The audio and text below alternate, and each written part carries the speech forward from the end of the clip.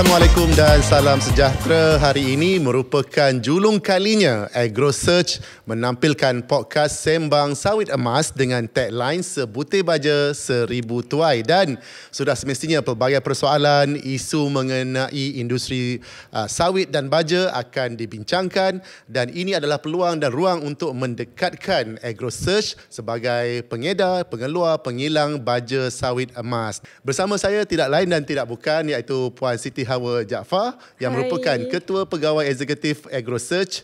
Apa khabar Puan? Khabar baik. Assalamualaikum dulu. Waalaikumsalam. Balik. Puan, ramai orang tertanya-tanya ni, siapa individu di belakang kejayaan dan siapakah pengeluar baja sawit emas ni? Mungkin Puan boleh perkenalkan diri sikit tentang latar belakang keluarga, belajar kat mana ataupun dari akademiknya bagaimana? Yep. Tak tahulah ada orang tanya ke tak. Ada, mesti ada. Okeylah, tak shock sendiri kan dia. Tak. First of all, saya berasal dilahirkan di Sungai Koyan. Sungai Koyan, Rauk Pahang. So di Felda Sungai Koyan, cucu Felda. Saya generasi ketiga. Arwah atuk, lepas tu mak saya dan saya. Tapi saya dibesarkan di Bandaraya Johor Bahru. Selepas saya dilahirkan di Koyan, habis pantang, arwah bapa dengan ibu bawa kami balik ke JB lah, sebab arwah ayah adalah orang Johor. Jadi saya dibesarkan dalam keluarga yang orang kata difficulties lah. Kesukaran, struggle kat bandar JB tu. Yelah, dekat dengan Singapura kan. So bandar yang kos hidupnya tinggi. Lepas tu kerja arwah ayah saya adalah seorang pemandu. Dia driver je. Ibu saya pula dia kadang-kadang dia kerja dekat kilang untuk bantu ayah. Kadang-kadang dia jadi suri rumah. So kami dibesarkan di rumah flat. So saya budak flat lah sebenarnya. Di flat Lakin. Saya ada adik lelaki seorang dan juga adik perempuan. So saya alhamdulillah lah, walaupun saya dibesarkan dengan serba kekurangan, saya memperoleh degree in finance daripada UiTM. Adik saya seorang doktor, dah 10 tahun dah berkhidmat di Hospital Shah Alam, di bahagian emergency. Adik kedua saya yang bongsu baru balik daripada Jepun, ada PhD dalam AI. So alhamdulillah lah, walaupun kami dibesarkan dalam serba kekurangan, tapi arwah ayah, rumah kecil je kat flat Lakin tu kan. Saya dekat Blok A. Saya masih lagi kontak dengan kawan-kawan yang dulu membesar dekat flat Lakin kan. Rumah saya tingkat 15. Weh, tingginya. Paling tinggi tingkat 16. Duduk dekat situ, pernah ada gempa bumi dekat Indonesia. Terasa lah. Malam-malam berlari. Turun. Ada 4 blok tu, 4 berlari turun bawah sebab rumah bergegar. So, rumah tu kecil je. Ada satu ruang tamu, dapur. Lepas tu ada satu je bilik tidur. Bilik tidur ada satu je. Kami tiga beradik. Tapi di dalam rumah kecil tu, arwah ayah saya tak pernah menghalang kami daripada dream big. Dia memang daripada dulu dia cakap, Alung ni rasanya dia buat bisnes, tak pun dia finance. Angah ni abah rasa dia jadi doktor lah. Aisyah ni dia suka travel. Memang betul So waktu tu memang dari kecil, sebab kami ada gambar, ada gambar kat rumah kan. Memang waktu tu adik saya dia bergambar macam orang yang tengah travel, dia bawa gitar dia dengan macam backpack. Lepas tu adik saya yang lelaki tu gambar dia pakai coat, dia masuk tangan dua. Macam doktor punya macam doktor punya posture. Lepas tu saya dengan shawl. Macam gaya konon-konon CEO tu. Tapi jadi memang CEO pun sekarang. Orang-orang kerja lah kan. Orang kerja. So waktu tu lah dia bermula kenapa saya boleh involve dalam industri baja ni. Pada ketika tu saya baru habis belajar. Semuanya bermula dengan saya menerima tawaran daripada majikan arwah ayah saya. Dia driver kepada Datuk CEO. Datuk CEO mungkin berkenan dengan cara dia. So dia tanya, you ada anak ke yang nak kerja? Sebab waktu tu pun 20 tahun lepas kan, dia pun baru nak groom, dia pun baru nak bina dekat Johor Port tu. So lepas degree saya dipanggil untuk kerja. Waktu saya kerja tu saya jadi operation executive. Saya ada boss operation dan saya jadi PA kepada Datuk. Datuk CEO. Kita baru umur berapa dah jadi PA kan. So waktu tu kita berdebar lah juga. Sebab kita nak kerja tu bukan kita berdebarkan bos ke apa. Kita berdebar sebab kerja dengan ayah kita. So nanti dia yang jadi bos kita. Dia yang monitor. Kena kerja macam ni. Kena kerja betul-betul. Tak boleh curi tulang ke apa ke. Nak keluar rehat lama ke. Nanti dia yang sound kita kan. So waktu tu bos saya masa operation tu perfectionist. Saya buat surat pernah saya turun naik 10 kali hanya kerana satu surat. Nak betulkan 1-2 perkataan je. Tak ada chat GPT. Dia bulatkan, kena manual. Dia bulatkan guna pen merah. Pergi betulkan. So turun, print, naik atas, tunjuk balik. Sampailah dia rasa puas hati, tak ada satu perkataan yang salah, okey baru proceed. So saya belajar dengan perfectionist boss ni banyak sangat yang saya belajar. So dalam masa yang sama saya kena jaga banyak department sebab bila saya PA kepada boss, PA kepada Datuk tu, dia nak tahu every department. So at least bila dia discuss kita tahulah kan. So saya kena tahu operation, saya kena tahu production, saya kena tahu QC, masuk lab, nak tengok test baju ni macam mana. Sampailah saya jumpa suami saya. Dia jaga ladang. Dia sebenarnya customer. So daripada hari pertama lagi memang dah baja. Dia sebenarnya klien. So tiba-tiba jadi klien pula. Jadi suami. Daripada klien jadi klien. So alhamdulillah lah jodoh kita kat situ. Bila saya resign, saya nak pindah ke KL sebab saya nak sama belajar, nak sama master waktu tu sebenarnya. So saya resign. Kami decide nak buat bisnes. So bila dia kata, sebab bila masa saya kerja dekat kilang lama tu, saya jaga Pertuan Peladang Negeri Johor, PPK. So bos kata kalau you dapat chief target, I akan sponsor you punya customer pergi overseas, pergi Bali. So alhamdulillah tahun tu saya chief target dan saya dapat bawa 10 PPK under saya untuk pergi ke Bali. Dengan kita-kita sekali pergi kan. So waktu tu saya rasa amat-amat bersyukur lah. Sebab saya dapat pengalaman tu. Memang masa sehari pertama saya nak jual baja pun saya cakap kita kena pergi PPK. Sebab PPK ni semua bangsa kita. Memang semua bangsa kita. Tapi diorang tak ada banyak option. Dan diorang kadang-kadang belum tak ada dapat banyak information tentang baja tu sendiri.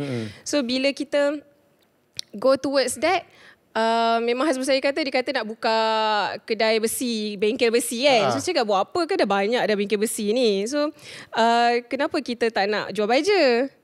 Jadi bermulalah freelance jual baja. So ups and down.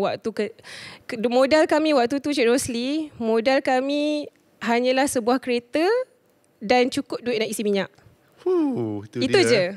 Itu je modal kita. Kita keluarlah, jumpa orang, entah siapa-siapa kita jumpa. Tafilda mana kita masuk. Waktu tu mana ada Waze ke, GPS ke, mana ada. Betul. Tengok signboard je lah.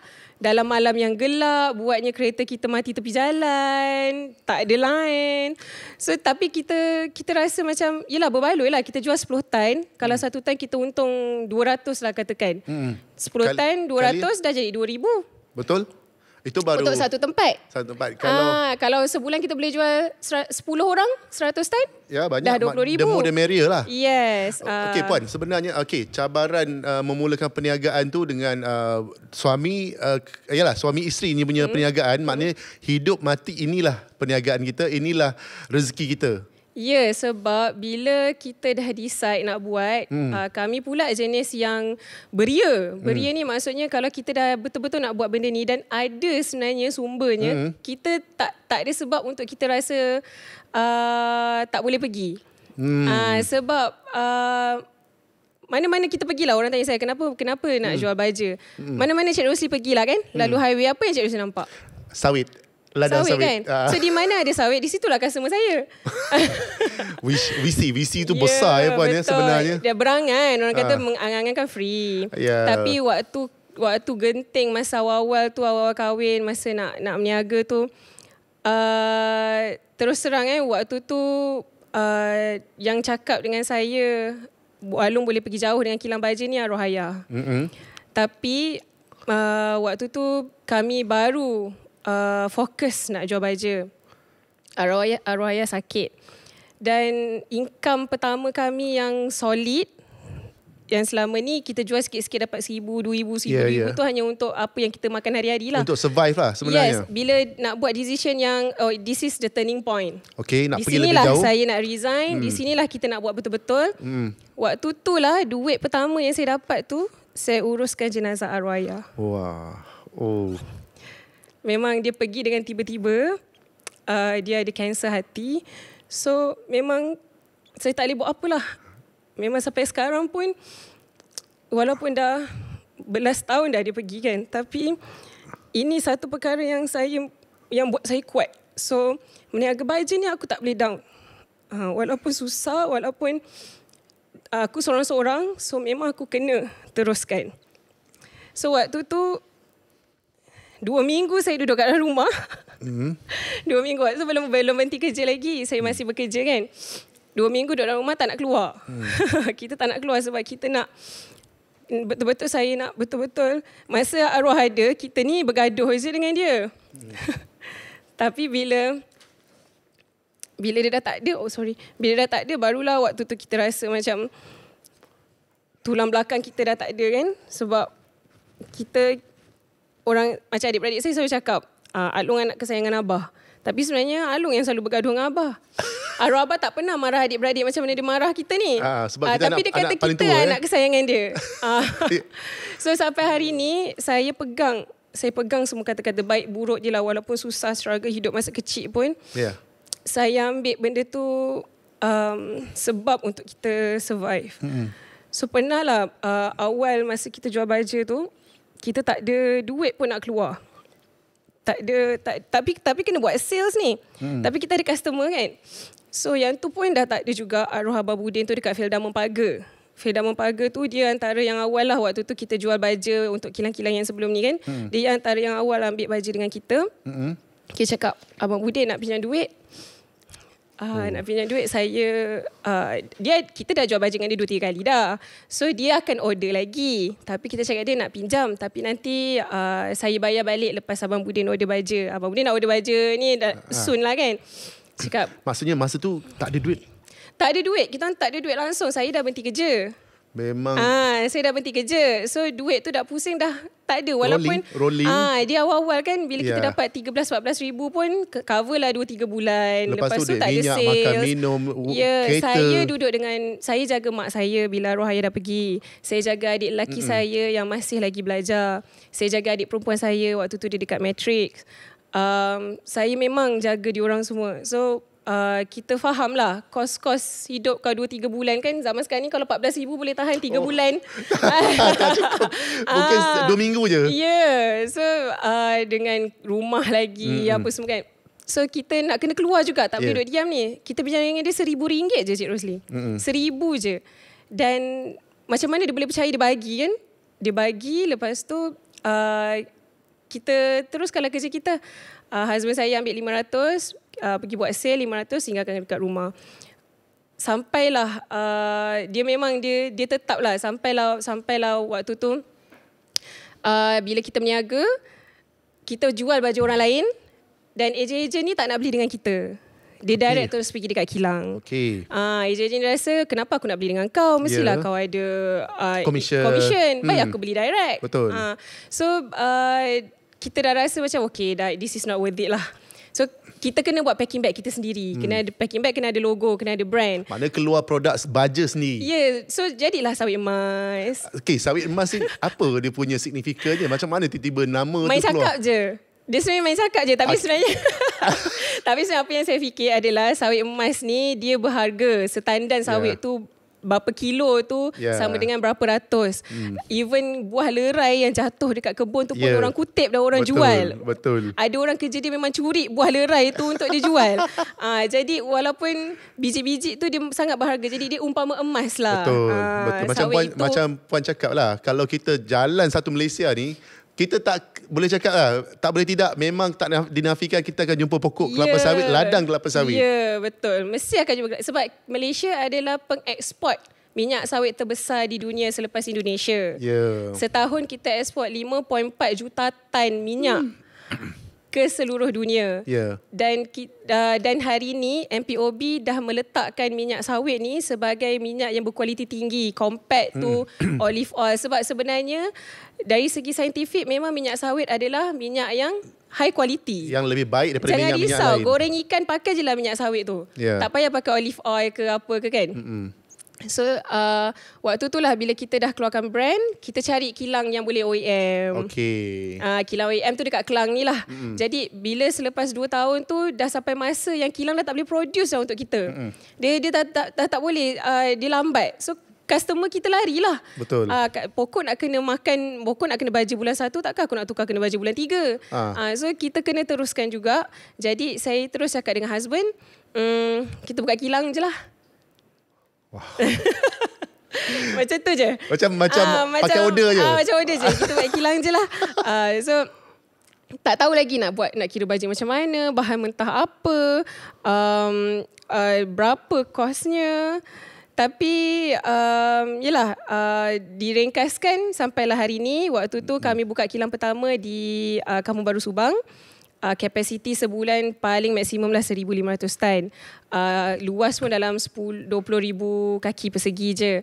Kita mula dengan baja bak blend. Lepas tu bila kita dapat calculation baja tu, kita dah belajar macam mana nak buat baja. Bukan belajar lah, maksudnya kita study sendiri untuk formula dia. Yes, untuk formula tu, dan kita hantar ke lab dan kita convert into satu sistem. Benda tu accurate, semua accurate. Jadi daripada situlah kita proses tu kita buat sampai hari ni. So kita ada banyak formulation baja, hantar lab memang akan dapat accurate apa yang kita buat tu. Sampai hari ni kita pindah ke Teluk Pali Megarang. 2024 kita pindah, hujung 2023 kita pindah. Kapasiti kita hari ni sehingga 10,000 tan sebulan. Wow. Dalam jangka masa berapa tahun puan Sawit Emas ataupun AgroSearch ditubuhkan?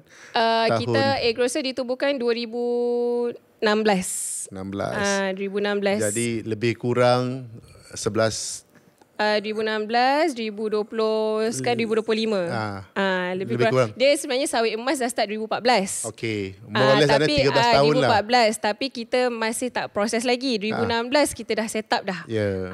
So brand Puan ada rasa tak ini adalah seperti mimpi ataupun impian, mimpi yang menjadi kenyataan? Sebab dulu arwah ayah doakan, dah tahu dah, okey, ini jadi seorang usahawan, businesswoman yang berjaya.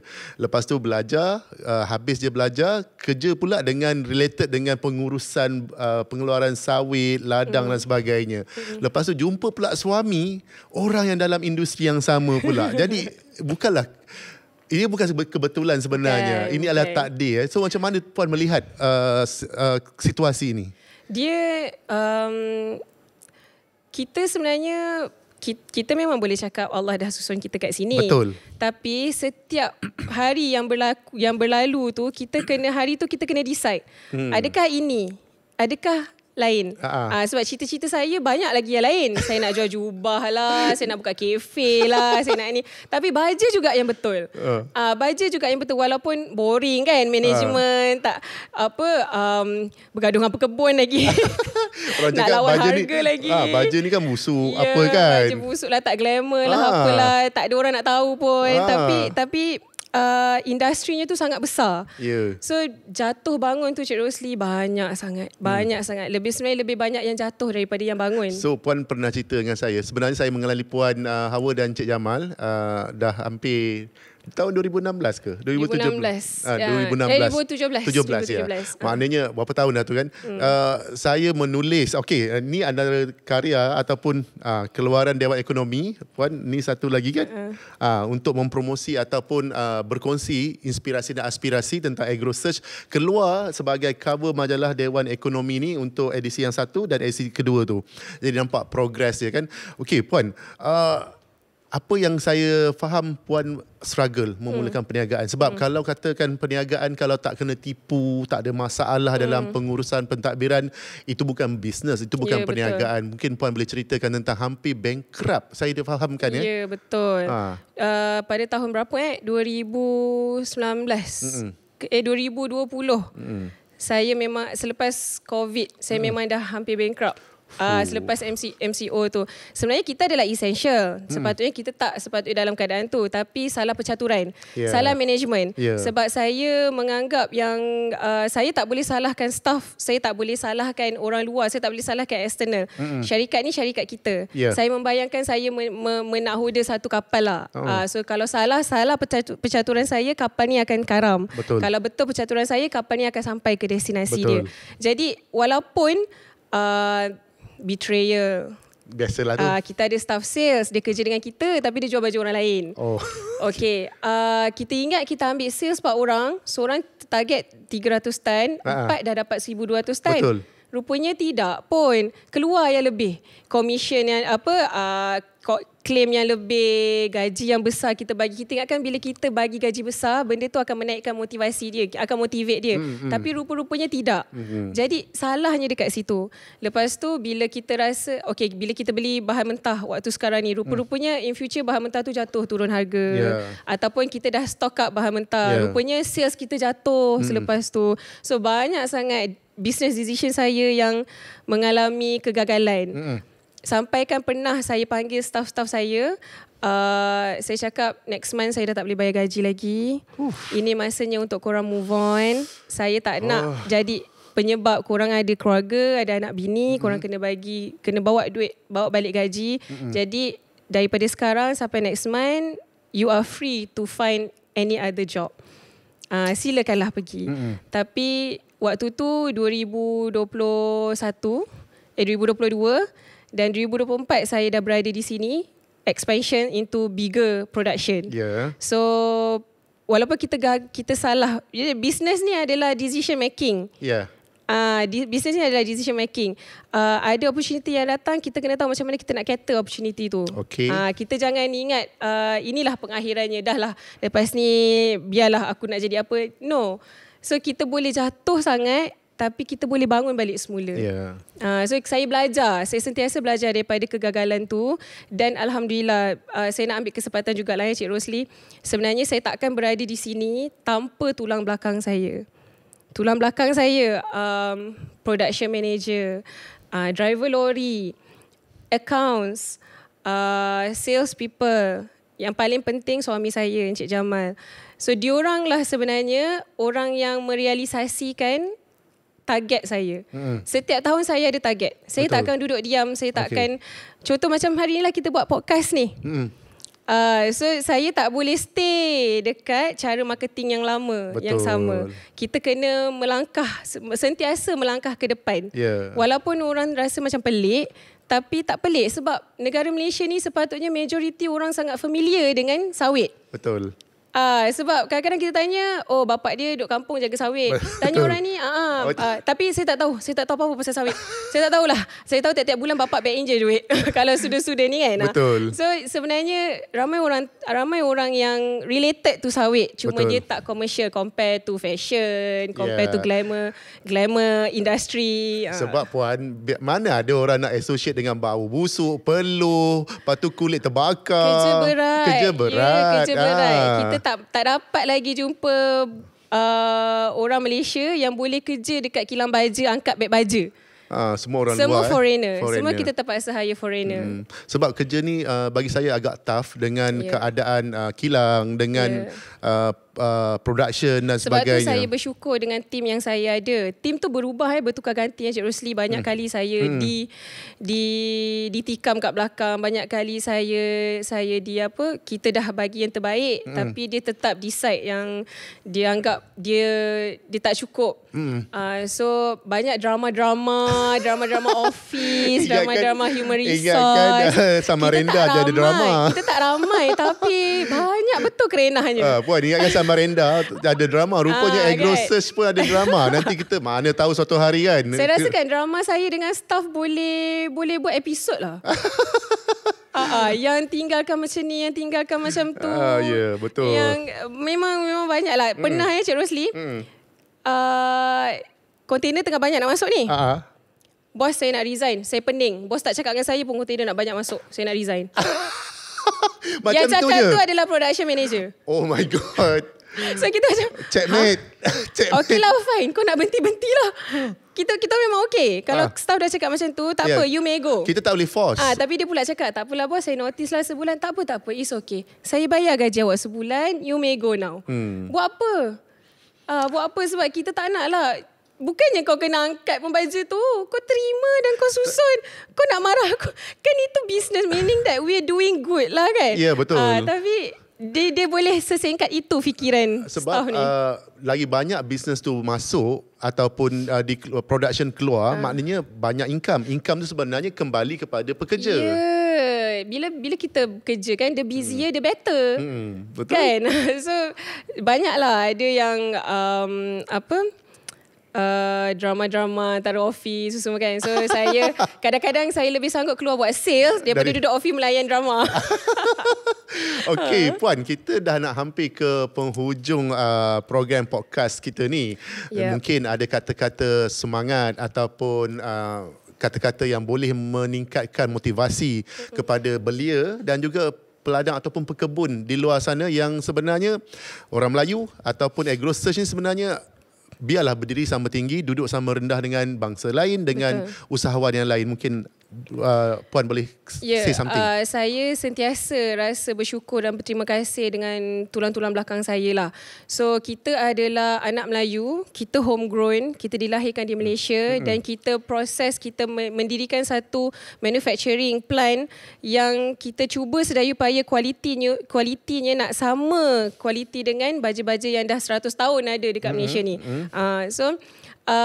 Tolonglah fahami yang kami bukan sekadar nak jual baja, tapi kami nak jadi kawan kepada pekebun. Kita nak jadi kawan kepada pekebun sawit yang sebenarnya sebab sawit ni adalah aset kita. Kalau kita tak rely on local supply, so kita akan sentiasa berharap dengan orang luar. So di sinilah waktunya yang saya rasa saya harap tulang-tulang belakang saya semua masih kuat menyokong kita. Dan saya buat podcast ni, kita planning untuk teruskan podcast ni adalah untuk kita lebih dekat dengan pekebun. Okey, terima kasih Puan Siti Hawa Jaafar yang merupakan Ketua Pegawai Eksekutif CEO AgroSearch. Dan sebagaimana yang kita maklum, podcast ini boleh diiktiraf sebagai podcast pertama yang diterbitkan oleh sebuah syarikat yang mengeluarkan baja, iaitu syarikat AgroSearch dengan produk ataupun jenamanya Sawit Emas. Dan terima kasih sekali lagi kepada Puan Siti Hawa. Saya ucapkan maju jaya, semoga terus tabah, terus maju, terus dapat membantu dan memajukan industri kelapa sawit di Malaysia. Dan sebenarnya ada banyak lagi episod yang akan membincangkan pelbagai aspek, tajuk, subjek matter yang lebih hangat. Terutamanya nak tahu ada baja tiruan selama hari ini dijual kepada peladang pekebun sawit. Tunggu episod seterusnya. Untuk itu, sekian saja dari saya, Rosli Muhammad Nordin dan pasukan penerbitan podcast Sembang Sawit Emas dengan tagline Sebutir Baja, 1000 Tuai. Jumpa lagi. Assalamualaikum. Bye.